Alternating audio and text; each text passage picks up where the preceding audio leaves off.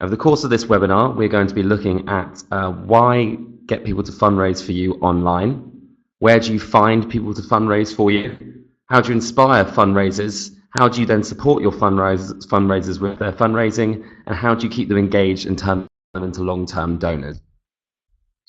So first of all, why online fundraisers? Online fundraising is a really lucrative revenue stream with £2.7 billion now being donated online and by mobile annually in the UK. And that's over a quarter of all the donations made within the UK. So if you don't have an online fundraising platform and you aren't able to access fundraisers, there's a huge revenue stream that you're missing out on. Statistics also show that people are often more generous online, and the average online donation is double that of an offline donation. Last year, this jumped 13% to £78.59 is the average donation. For small and local charities that use local giving, it's slightly less, but the average donation is still about £30. So having an online fundraising platform is the only real way to get someone to fundraise for you, because they'll need a platform that they can promote their fundraising to their friends and family online. So fundraisers are a great ambassador group. They tap into pockets of supporters you may never have found before, and they're able to do the fundraising for you. Once you have an online fundraiser to, say, run a 10K or take on another kind of challenge, the resource is taken out of your hands. They put the time and effort in to promote it to their friends and family, and it's worth noting that on Local Giving, each fundraiser brought an average of 60 new online donors to that charity and raised an average of £520 per charity. So that's really lucrative amount of money to come from one fundraiser. Here today's webinar is to get you thinking about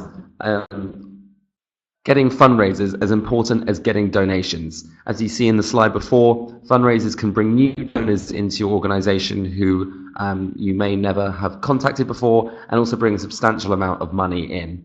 So here's an example of the Mark Gorrie Foundation, who are a charity that use local giving. You can see here, this is a screenshot taken from their website. So the key things they focus on are not just volunteering and making a donation, but challenging yourself. How you can use fundraisers to try and create a greater interest in your organization and get into donations. So the Mark Gorrie Foundation have managed to raise over £40,000 in the past 2 years on local giving, and that's come primarily from utilizing fundraisers. So the first question is where you can find fundraisers. And the key message is don't be afraid to ask. Fundraising is a much easier ask, in fact, than asking people to donate. Even though you're asking them to put more time and effort in, if you get it right, you can find the right person, and hopefully they can fundraise doing a challenge or event that they're really keen to do. So it's not an immediate just ask for money, you're asking them to connect with your charity in a more important way. So first of all, ask in your own supporter base. So think about which supporters have engaged with your previous fundraising efforts. How much have they donated? Have they shared any of your social media output? And also think about beneficiaries, their relatives, volunteers, trustees, and any long-term supporters. Have a look for all your supporters and think who is most likely to be engaged enough that they'd want to do a fundraising event or challenge for your charity. So the first way to find fundraisers is through newsletters or email campaigns. So how do you currently contact your supporters? Think about if you send out any regular newsletters and add a segment about fundraising. Are there any upcoming events or anniversaries that you can take advantage of? You know, if your organization might be a year old or 10 years old, you can use that as a landmark event to try and encourage people to fundraise for you. So, you know, our organization has turned 10 years old, please fundraise for us so we can raise X amount of money. Again, so that leads on to, are you fundraising for a specific appeal? Donors and fundraisers are far more likely to get involved if there is a tangible outcome to your the fundraising. So help us raise £200 and that will go towards upgrades on a new minibus or something similar.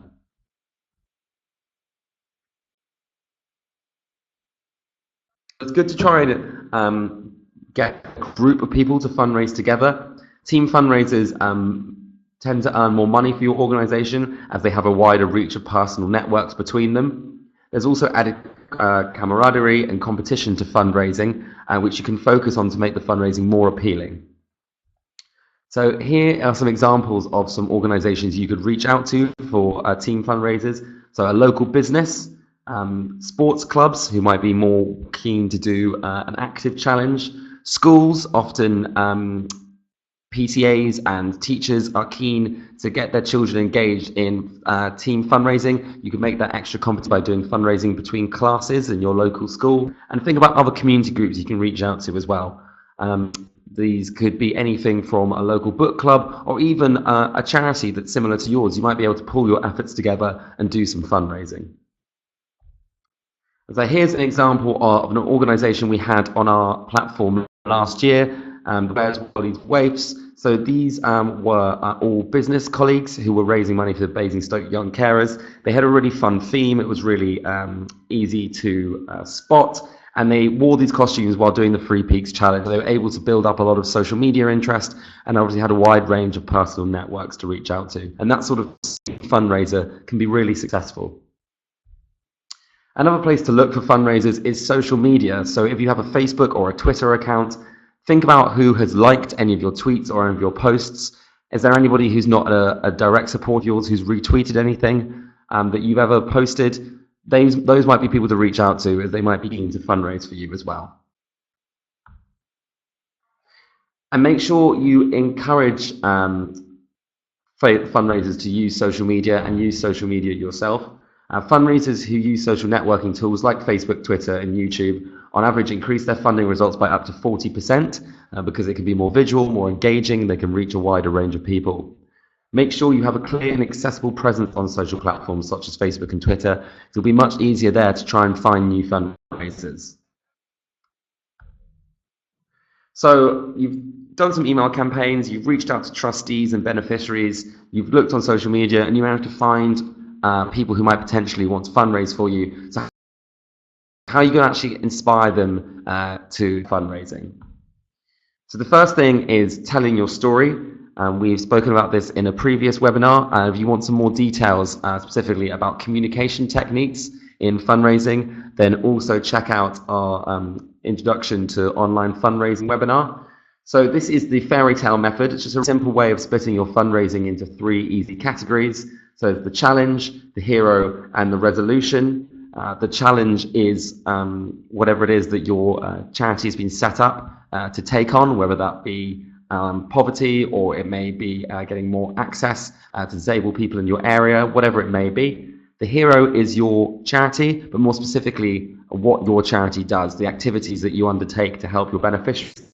And the resolution is the positive outcome that it's had on the community. So think about the way that you can split what your organization does into 3 easy sections that will be easy for fundraisers to digest and to inspire them. Also, make sure you compare this with evidencing your impact, as well as getting the emotive story. You want to show people how much you've managed to raise in the past and what you've managed to be able to do with that funding. If individuals who want to fundraise for you have been able to see that you've been successful in the past with fundraising, they're going to understand exactly where the money they raise is going to go towards. It's going to make them far more likely to want to get involved. And always make sure you bring this back to your beneficiaries. What was the results for the people that you've helped? So where possible, provide donation examples of previous success stories and what they've meant to organizations. Also give clear donation examples and use these as goals for your fundraisers. So £50 would allow us to do this, or £100 would allow us to do that. For £200, that would mean that we could, whatever it may be that your organization does. These sorts of clear donation examples, someone who's supporting your organization would be like, oh, actually, I could think I could raise £100 by doing a 5K run. And I understand that if I could, exactly where that will go to, that will help them visualize the results of the efforts that they're going to put in. Also, it's worth making sure that you have some fundraising ideas up your sleeve. The fundraiser may have something in mind that they want to do anyway, but it's good to not have that as a blocker for them getting involved. So give them some ideas of things to possibly do. This is an example of one of our resources that's available in our fundraising toolkit. So if you are a local giving member, have a look through your fundraising toolkit and you can find lots of really helpful tools for supporting your fundraisers. And don't let your fundraiser get stuck on something you could have provided.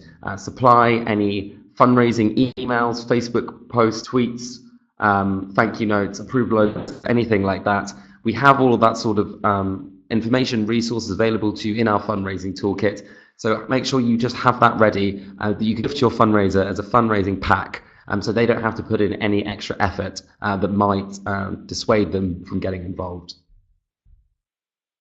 Also, make sure you understand who your donors and your supporters are. Having a better understanding of who they are means you're more likely to be able to attract them to do a fundraiser. So the key thing is to think about their relationship with your charity, their relationship, what their aims and their goals are outside of your charity. So what's their ages, their gender, location, what are their interests and hobbies? So would they rather put on a coffee morning or do a skydive? It's that sort of thing that you need to think about. If you know that lots of your supporters are elderly, they could still do a fundraiser, but it may be something more like putting on a coffee morning than doing a physical activity. Where again, if you know you can reach out to some local sports clubs, think about a fun, engaging challenge they can take on. So you've managed to inspire the fundraiser to get on board. They've agreed to do a fundraising challenge to raise money on your behalf. So how do you support them in this? Well, the first thing to do is to make sure that you thank them immediately. Help them feel supported by thanking them as soon as they set up their fundraising page. Also thank them publicly and give them a call and ask if there's any resources extra that they might need. Thanking them publicly will let everyone know how excited you are to have the fundraiser. It'll make the fundraiser feel needed and wanted, which will be more motivation for them to raise the funds. Make sure you promote their page. So on Local Giving, they'll have a unique URL or web address.